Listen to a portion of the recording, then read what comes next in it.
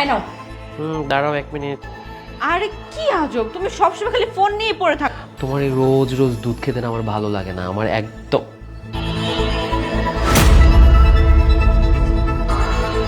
পুরোটা দুধ খেয়ে শেষ করো, তারপর হচ্ছে আজকে অফিসে যাবা, যাওয়ার পর আমি তো গাড়ির চাবিটাই নিতে ভুলে গেছি, ওই বেডরুমে ক্লসেটের ভিতরে আছে, একটু আনো না। তুমিও না, আজকাল যে তোমার মন কোথায় থাকে, কোনো কিছু মনে থাকে না তোমার। যাও না প্লিজ। তুমিও না পারো বট। এই কি হয়েছে? দুধে বিষ আছে, খাবেন না? আমি যা বলছি একদম সত্যি কথা বলছি। স্টুপিডের মতো কথা কেন রেখেছিস? আর দুধে বিষ দিবেই বা কে, কেনই বা দিবে? আসলে হয়েছে কি শুনো। শোনো, আমার না আর এভাবে পালিয়ে পালিয়ে তোমার সাথে থাকতে ভালো লাগে না। আমি তো চাই এই প্রেমের সম্পর্কটাকে একদম বিয়ে পর্যন্ত নিয়ে যেতে, কিন্তু তোমার ওই হাজবেন্ডটা আছে না, ও একটা পাক্কা একটা হারামজাদা। উফ, বাদ দাও তো, ও ওর মতো, সেটা তো আমিও জানি। ও যতদিন থাকবে তোমার আমার রিলেশন এইভাবেই যাবে, এর চাইতে ভালো কিছু আর আশা করো না তুমি। আচ্ছা একটা কথা, ওকে কিন্তু আমার সুবিধার লাগে না। একটা উপায় বলো না। জান, একটা কাজ করো, তুমি বরঞ্চ তোমার ওই হাজবেন্ড আছে না, ওই মালটাকে একদম শেষ করে ফেলো।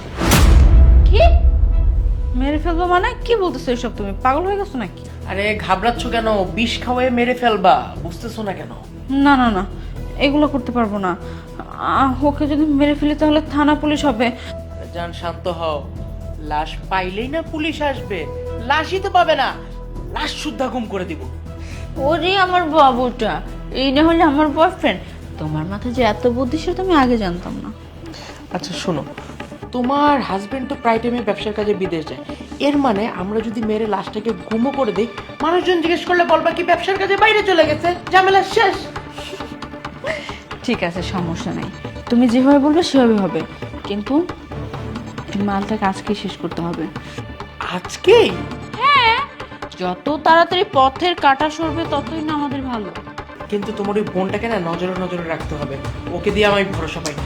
তুমি থাকো তাহলে এখানে, হ্যাঁ? আমি আচ্ছা শোনো না, তাহলে একটা কাজ করতে হবে, আমি বাসার মধ্যে থাকলে তারা টের পেয়ে যাবে, আমি বরঞ্চ আশেপাশে কোথাও লুকিয়ে থাকি। আরে না না, এই রুমে কেউ আসে না, তুমি এখানে থাকো। আমি আমার কাজটা শেষ করে তোমাকে ডাক দিলে তুমি বাইরে আসবে, তার আগে কিন্তু এক পাও বের হবে না এই রুম থেকে। ঠিক আছে চল। হোয়াট? আমার আলে আমার, ছি ছি ছি ছি ছি ছি। আচ্ছা একটু হেল্প করো না, এই দুধটা সব ফেলে দিয়ে একটা গ্লাস আমাকে এনে দাও, আর ওই লেখাটা খুলে ফেলো, যাও ফাস্ট। ওকে হল্ড। আরে তোমার চাবিটা পাচ্ছি না, ড্রাইভারকে ফোন করেছি, ড্রাইভার নিয়ে গিয়েছে। ও হ্যাঁ, ড্রাইভারই তো নিয়ে গেছে। আচ্ছা তাহলে আমি অফিস যাচ্ছি, নিচে ড্রাইভার হবে। কি হয়েছে? হঠাৎ মাথাটা ঘুরে উঠলো। বসো বসো। এমন করছো কেন? একটু একটু বিশ্রাম নাও, তাহলে ঠিক হয়ে যাবে। নিঃশ্বাস নিতে সমস্যা হচ্ছে। কিসের? নিঃশ্বাস নিতে সমস্যা হচ্ছে, দম বন্ধ। একটু রেস্ট নাও, সব ঠিক হয়ে যাবে। এরকম মাঝে মাঝে কিছু হয়।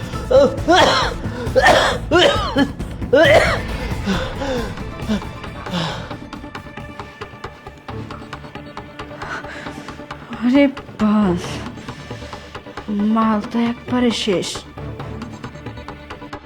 এই এখানে এখনো দাঁড়িয়ে আছিস কেন? তোর কোনো কাজ নেই? যা কাজে যা।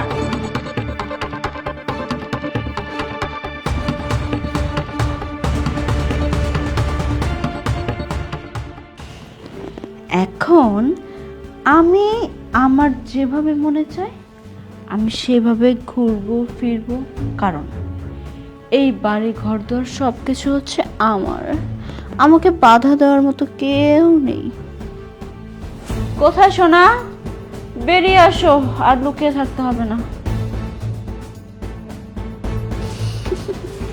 কাজ শেষ? শেষ মানে? এখন এটাকে গুম করতে হবে। আমার না তোমার উপর একদম বিশ্বাস ছিল যে তুমি এই কাজটা একদম পারফেক্ট ভাবে করতে পারবে, এবং তুমি সেটাই করছো। এখন এর সমস্ত সম্পত্তি শুধু তোমার আর আমার। আচ্ছা এটাকে ধরার ব্যবস্থা করো, চলো। কি ধরার ব্যবস্থা করবে মানে? এই তুমি না বলছিলে শাট আপ! ভাইয়া ভুল বুঝতেছেন, মজা করতেছিলাম, নাটক ছিল এসব। একজন বিবাহিতা নারীর সাথে এই ধরনের অবাঞ্ছিত কাজ করেছিস, তার হাজবেন্ডকে মেরে ফেলতে চেয়েছিস, আবার মরে গেলে আফসোস করছিস। এই আমি তো তোমার দুধে বিষ মিশিয়েছি, তুমি তো সেই দুধ খেয়ে ফেলেছো, তোমার তো মারা যাওয়ার কথা। সেটাই তো আমার প্রশ্ন, একই মায়ের পেটে একটা ভালো মেয়ের সাথে একটা খারাপ মেয়ে কিভাবে জন্মালো? অবন্তিকা! বোন মানে? মানে এই যে তোমার বোন আমাকে সবটা বলে দিয়েছিল, তুমি আর ও আমার আড়ালে কি করো, তুমি আর ও আমাকে মারতে চেয়েছিলে, বুঝেছো? অবন্তিকা, তুই আমার নিজের মায়ের পেটের বোন হয়ে আমার সাথে বেমানি করলি? আমি যা করেছি একদম ঠিক কাজ করেছি আপু। দেখছো, দুধ কলা দিয়ে এতদিন কালসাপ পুষছো। Just shut up! আমি কিচ্ছু বলছি না মানে এই না যে আমি আপনাকে কিছু বলবো না, তবে আপনার মতো লোকদের কি করে শায়েস্তা করতে হয় আমি তো পুলিশ কল করছি। পালিয়ে গেছে তোমার তথাকথিত বয়ফ্রেন্ড, পালিয়ে গেছে, যাকে নিয়ে চক্রান্ত করেছিল আমাকে মেরে ফেলার, তোমাকে ফেলে পালিয়ে গেছে। দেখো, আমার ভুল হয়ে গিয়েছে, আমাকে ক্ষমা করে দাও। আমার অনেক বড় অন্যায় হয়ে গিয়েছে, আমাকে ক্ষমা করে দাও।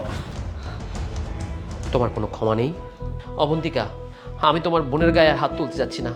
আমি এখনই আমার অফিসে যাচ্ছি এবং অফিস থেকে এসে আমি চাই না ওর মুখ দেখতে। তুমি ওকে নিয়ে তোমাদের বাড়ি চলে যাও, আমি ডিভোর্স লেটারটা তোমাদের বাড়িতে পাঠিয়ে দেবো।